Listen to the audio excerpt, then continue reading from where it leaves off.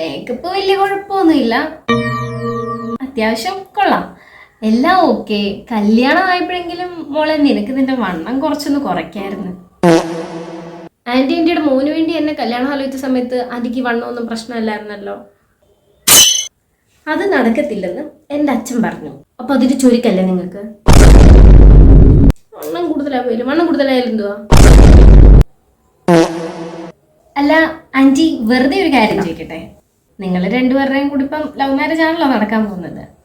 Suppose നിങ്ങളുടെ കല്യാണം കഴിഞ്ഞിട്ട് അവൻ നിന്നെ ചീറ്റ് ചെയ്തെന്ന് വെച്ചോ, നീ എന്തോ ചെയ്യും? അരിഞ്ഞ് എന്ത് എന്താണോ അരിയേണ്ടത് അതങ്ങ് അരിഞ്ഞു വിടും.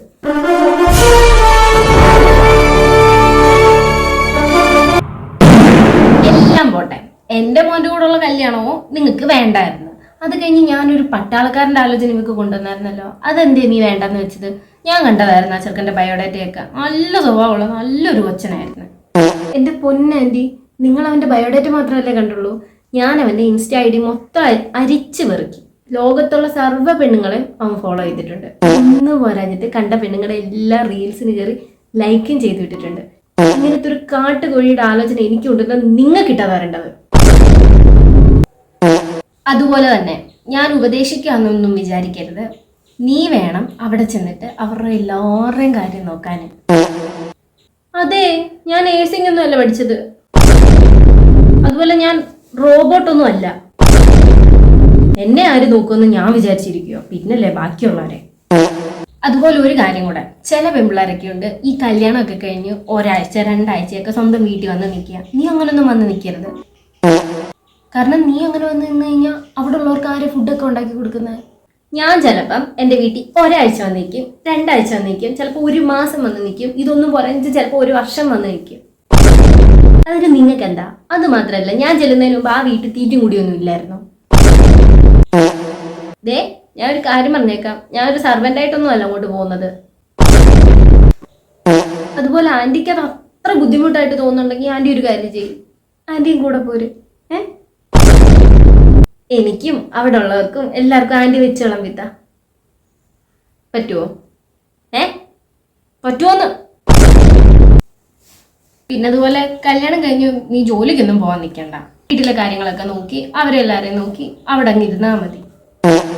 ഓ പിന്നെന്താ, ജോലിയൊക്കെ അങ്ങ് വിട്ടേക്കാം. പക്ഷെ ഒരു കാര്യം, എല്ലാ മാസവും 10-40,000 രൂപ എൻ്റെ അക്കൗണ്ടിൽ വന്നില്ലെങ്കിൽ നിങ്ങളുടെ മൊണ്ട അടിച്ച് ഞാൻ പൊട്ടിക്കും, പറഞ്ഞേക്കാം. നീ ഫുഡെല്ലാം ഉണ്ടാക്കാൻ പഠിച്ചല്ലോ ഓമനെ. നീ ഇവക്ക് ഫുഡെല്ലാം ഉണ്ടാക്കി കൊടുക്കാൻ പഠിപ്പിച്ചിട്ടുണ്ടല്ലോ. ആ, അമ്മ എന്നെ ഫുഡ് ഉണ്ടാക്കാനൊക്കെ പഠിപ്പിച്ച്. പക്ഷെ ഒരു പ്രശ്നം ഉണ്ടായി, ഈ പഠിപ്പിച്ച കാര്യങ്ങളൊന്നും എനിക്ക് ഓർമ്മയിൽ നിൽക്കത്തില്ല. ഞാനിപ്പോൾ എന്തോ ചെയ്തെന്നോ, അമ്മ എന്നെ പഠിപ്പിച്ച കാര്യങ്ങൾ അപ്പം ഞാൻ അവനങ്ങ് പറഞ്ഞു കൊടുത്ത്. അതുകൊണ്ട് അവന് ഫുഡൊക്കെ ഉണ്ടാക്കാൻ നല്ല പോലെ അറിയാം, നല്ല ഓർമ്മയുണ്ട്. അതുകൊണ്ട് അവൻ ഫുഡ് ഉണ്ടാക്കിക്കോളൂ. ആര്?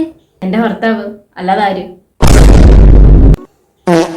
പിന്നെ നീ ചെന്ന് കയറുന്ന വീട്ടിൽ അവരാരും നിന്നെ സ്നേഹിച്ചില്ലേലും നീ വേണം അവരെല്ലാം സ്നേഹിച്ച് വീഴ്ത്താൻ. ഓക്കെ? പിന്നെന്താ, ഞാൻ സ്നേഹിക്കും. അവരെന്നെ തിരിച്ച് സ്നേഹിച്ചില്ലെങ്കിൽ എണ്ണയോ സോപ്പ് വെള്ളമോ എന്തേലുമൊക്കെ ഒഴിച്ച് ഞാൻ അവരെ വീഴ്ത്തിക്കോളാം.